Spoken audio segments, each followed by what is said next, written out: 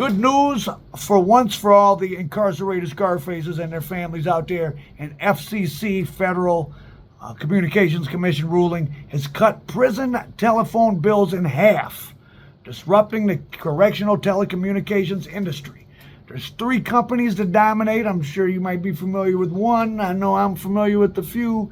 And the FCC voted just this past week to cut costs in half because, of course, they're affecting poor people and particularly families of color, which make up more than half of all the inmates. For decades, the telecom industry has made up to $1.5 billion a year in profit just off of jail calls. The FCC rules, which go into effect next year, significantly decrease the amount of money inmates pay per minute. So the 3 big companies that dominate are GTL, IC Solutions, and Securus. They control 90% of the industry between them, and they're going to lose $500 million that was coming out of the pockets of people who had family members not even convicted of anything, even in a county jail.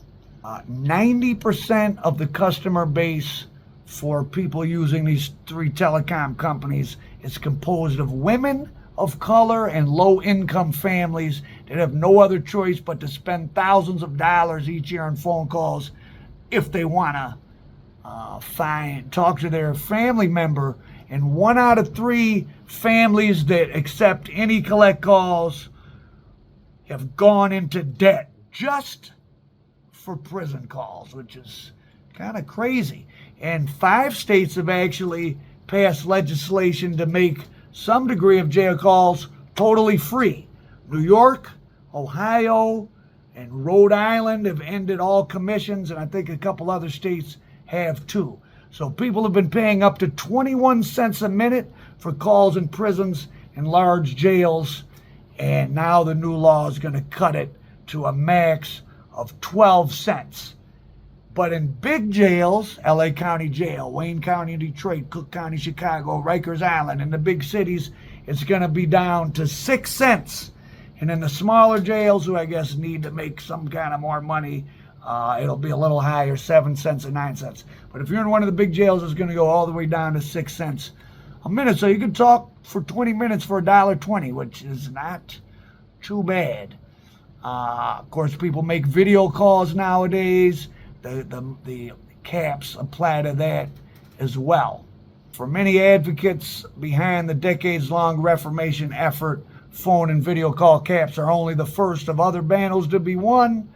They feel companies will simply extend their earning potential by trying to provide texting or emailing, which you can email people now through core links. I don't know if that's free or not. I'm sure they'll try to make up their profits in another way. As we know, they make a lot of money off of commissary selling 10-cent packets of ramen noodles for $1. What a truly predatory system. You're making money off people in jail. And I'll leave you with the quick jail story. When I was in Arizona, I got put on work release. And of course, they have a list of companies that'll hire you. So this was the most predatory job I ever had. The jail sent us over there. It was telemarketing. They would buy phone numbers from America's poorest communities, Indian reservations, Compton, Bed-Stuy, Detroit. And you would call people. Of course, poor people tend to, on average, have worse credit. So we would call people and say, do you have bad credit? And we'd try to get their checking account number, and we'd pull $225 out of their checking account and send them a big packet of credit applications. It was the most awful, shady thing. I couldn't take it. I started hitting the Hennessy and got violated when I came back because I was smelling like liquor, so they put me back in the regular jail, which I really preferred. Being in work release in another state is weird. But that place got raided by the FBI. The place that the jail sent me to work got raided by the FBI. But anyways, jail calls are getting cut in half. Look out for that starting 2025. And the big jails, it'll be down to 6 cents a minute. So that's good. There is a little bit of criminal justice reform. Our profit American dope.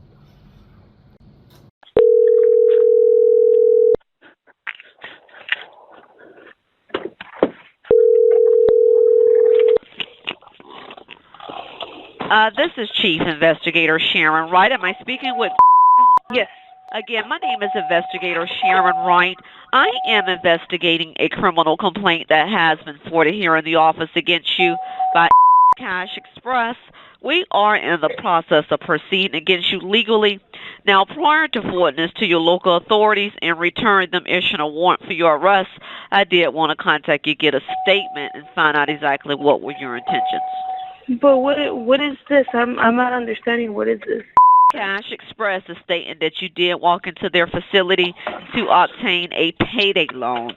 You did give them your personal checking information along with a date as to when they can extract the funds to be paid back for the loan.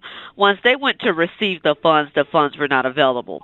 Now, they did make several attempts in trying to contact you to rectify it. They sent you to 3 different collection agencies. They also made the attempts in trying to rectify it, received no resolution. So they did transfer your file to my office, asking that we go ahead and proceed legally. Now, prior to forwarding it, like I say, to your local authorities, we did want to contact you, get a statement, find out exactly what was going on, and what are your intentions on trying to rectify it now that you are aware of the issue here. Okay, so rectify means what? Well, I mean, of course, to hold it from going legal, you know they want the money. Okay. However, you have what amount is this? You have a balance of $819.04. Okay, at this moment right now, I'm not working. Okay. Well, see, with that being said, I will have no choice but to forward it to Los Angeles County. However, Los Angeles County will issue you with a warrant for your arrest. It will be for depository check fraud as well as theft by deception. Is there any payments that I can do? They're willing to set you up on a payment arrangement. However, they require that you come up with a down payment of at least half of your balance. And then what we'll do is make an arrangement with you on the remaining portion of the balance. However, that will go ahead and get it put on hold. It will avoid all legal actions from being pursued. Okay, so let me do that then, because I don't want none of the... Because right now I'm actually pregnant, so I can't be going through stuff like this. Right. Hold for one moment. And I'm actually 8 months. I turn 8 months next week. So hold for one moment. Let me talk with the attorney, okay? Okay. Okay, that's fine. Go ahead, grab your checking information, and you let me know when you're ready.